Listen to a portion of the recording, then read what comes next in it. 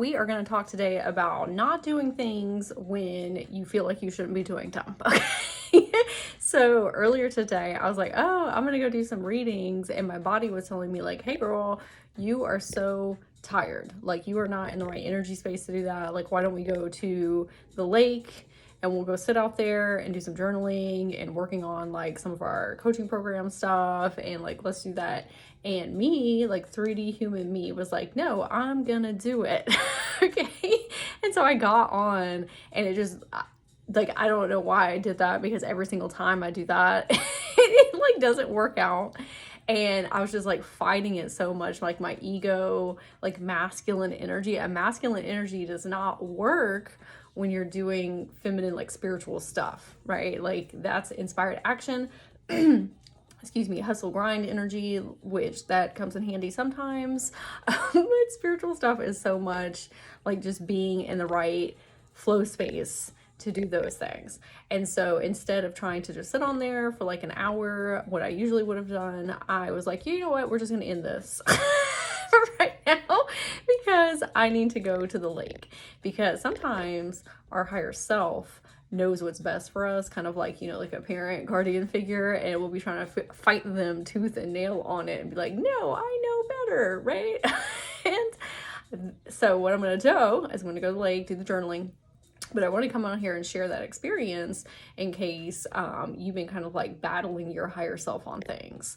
Also, today is the day after the full moon in Scorpio. So I also want to reiterate that sometimes we'll have behavioral patterns and triggers and like old thought patterns and self-limiting belief and imposter syndrome like come up out of nowhere, kind of like hit you in the face. And then we start getting like really discouraged, and we're like, oh, I must be doing something wrong, or the universe is punishing me. I'm not good enough. Like, I thought I cleared this stuff out, when in all reality, if it's coming up out of nowhere, typically that means that you have already busted that stuff up out of your energy field, and it's coming up to come out and be released. And sometimes we need that reminder of like, hey, you're actually doing really great, but you're gonna have to experience that pain initially. Like today, I'm feeling exhausted. Like I slept until 10 o'clock, and then I took an hour nap a little while ago, and I'm still just so energetically wiped out. But I'm also having a lot of that stuff like come up, and I've been through it enough now that I recognize like what that pattern is. Haven't always in the past, but now I do. And I'm like, okay, we're just going through growing pains is what I would call them. So when we're experiencing these, the best thing we can do sometimes is not do anything at all. Like, do the things that your physical body are calling you to do, because these ascension symptoms can make you feel like dookie. Okay. And what is happening is you're reaching higher levels of consciousness, higher frequencies in your paradigm reality, and your physical vessel is a lot denser than those frequencies. And so it has to have like a little while to catch up. And so it can make you feel really sluggish and tired. It can give you like a headache or make you feel like dizzy and woozy. I'm not a medical doctor though, so don't always assume those are essential symptoms, but when you know, you know. Okay, so your physical vessel is just going through the motions to get to that level, right? So self-care practices are really, really important during these times, like taking a salt bath. Salt baths are really good for resetting your chakra system and drawing out toxins. They can be physical toxins, but then they can also be like self-limiting beliefs is like a toxin, if you will. We could do like some stretching, because your muscles are getting like really tight from this expansion. So doing stretching helps release more of that crystalline energy that's been hardened in your body from like trauma over the years, and your central nervous system being in fight or flight. Like that stuff doesn't just go away, right? So we have to do something to kind of push it out, getting our heart rate up a little bit. But stretching is great, especially if you're holding the intention behind that with, I am releasing energy that is no longer serving me. We can do journaling about your feelings, feeling your feelings. That's great.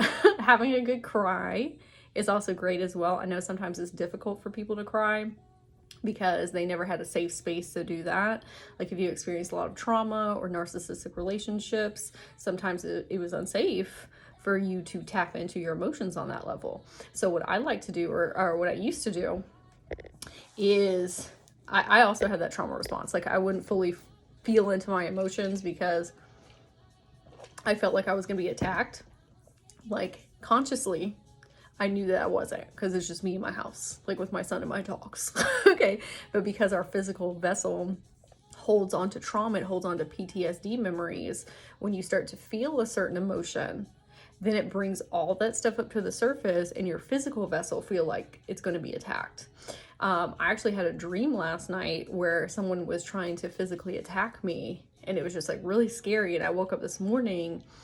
Sometimes those things in our subconscious, especially when we're dreaming, are trying to work things out on a different plane of existence, so you don't have to work things out to an extreme on this one. And so that dream to me was like, hey, tomorrow we're gonna be feeling a whole bunch of stuff. And reminder, it's not trying to actually physically hurt you. So anyway, back to what I was saying. If you are in your room, okay, the best thing that you can do to feel into your emotions is to keep reminding your body, like, hey, we're in our room right now. There's nobody in here with us. We are totally safe. I've got you. Like, we are grounded. We're in here alone, right? And just reminding your body it's okay to feel those things, and nobody is going to attack you, because physical body still thinks that parents are going to yell at us, or, you know, these relationships that we've been in. So you kind of separating as the higher self from that trauma, pain, and PTSD, and helping it feel safe to release will really help you move through it. And so now I can just have a good cry because my body doesn't feel like it's going to be attacked. And to a certain extent, like I had that dream last night in my subconscious to prep me as a reminder, like, hey, we're safe to feel these things. Let's go through it. It just takes a while. It's a journey. It's a process. Like, your body cannot process through all the trauma at one time. Like, it causes your central nervous system to kick on and fight or flight. And we can't live in a perpetual state of fight or flight, right? That causes like physical illnesses. And so that's why we got to do it in little chunks at a time. And I wish somebody had told me at the beginning stages of my journey, which I'm sure a lot of you have experienced this as well, as like, okay, well, I'm going to go on my healing journey and then I'm going to be done. I'm here to tell you it's a little bit different, and that you will always be healing. You'll be healing at deeper levels, like just coming into more of your multidimensionality. Because once you bust through all this trauma stuff, and then you go and help your inner children, then you got like past lives and stuff coming up, which is great, because it means that you've like expanded your consciousness so much that you have become a higher self version to them, and you're doing like this very, very deep soul healing work, okay, and coming into more of yourself and your multidimensionality. So I don't say that if anybody's watching this and you're new on your journey. It does get easier though. Like when I was processing my emotions and trauma at the beginning, it was very, very difficult. And I'm not saying it's easy peasy lemon squeezy now, but I've gotten used to the process. And so like I know what's happening when it's happening, and I just keep reminding myself, like, this is not going to last forever. Like, we'll feel better tomorrow. Sometimes if you just accept that you're having like a really shitty day, excuse my language, if you're having like a really bad day, and you just sink into it, you like lean into it and take care of yourself the best that you can, it like relieves so much pressure for you to be trying to get up to this high vibe place. Because if you down here, it's very difficult to get up here. Okay, like if you just accept you're down here, then you can kind of move to this next level and then slowly move your way back up. But don't force yourself to try and be like high vibe. Like, some days we need to feel these really, really intensive emotions on like the lower, denser scale, so that you can experience those like bliss, peace, serenity, abundance, prosperity. It's like you're clearing out things. But if we're not leaning in and clearing out, it doesn't leave like a whole lot of space for those things to come in. So I'm going to pull everybody a card. Where are my books? Okay. I'm going to pull everybody a card. So give me like 2 seconds and I'll be back. Again, usually I give just my interpretation, but my energy a little low today. So we're going to rely on our guidebooks, and then I'll give you a little preview of what my message is as well.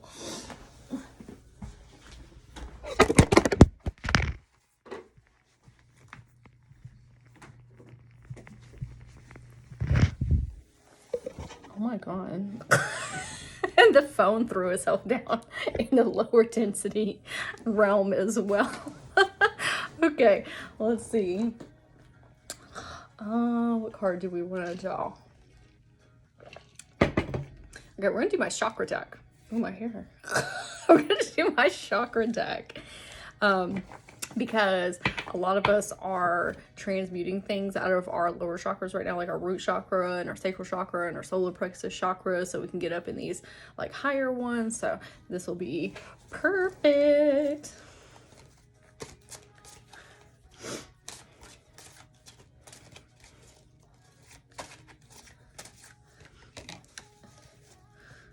Okay.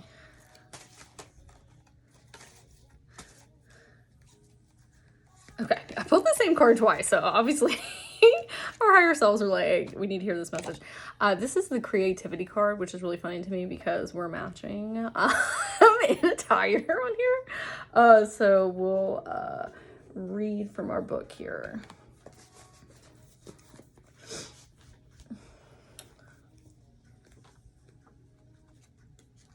All right.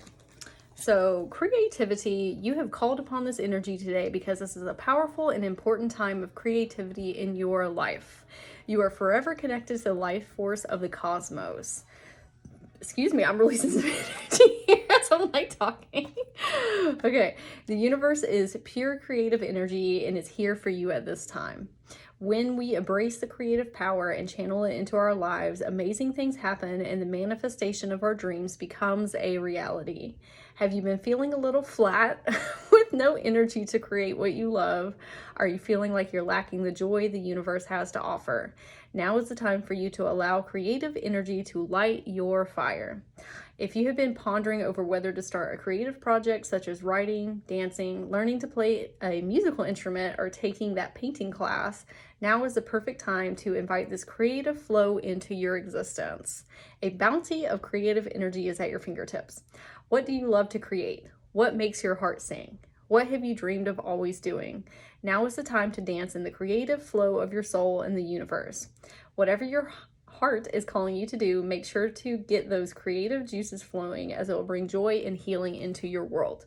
And then our affirmation for today is the creative energy of the universe flows through every cell of my being. Yay! Okay, so this is perfect. This is why Spirit was like, no, you go read this card, girl. So if you're feeling flat and just like exhausted, and not just like physically exhausted, but like energetically exhausted, like we just don't have like that passion fuel, I think this is a great representative of what I was talking about earlier, of like not doing the things that are kind of like grinding our gears and that are obviously not working, that our higher self or a spirit team are trying to like block us and like, hey, you're gonna waste your time doing those things right now.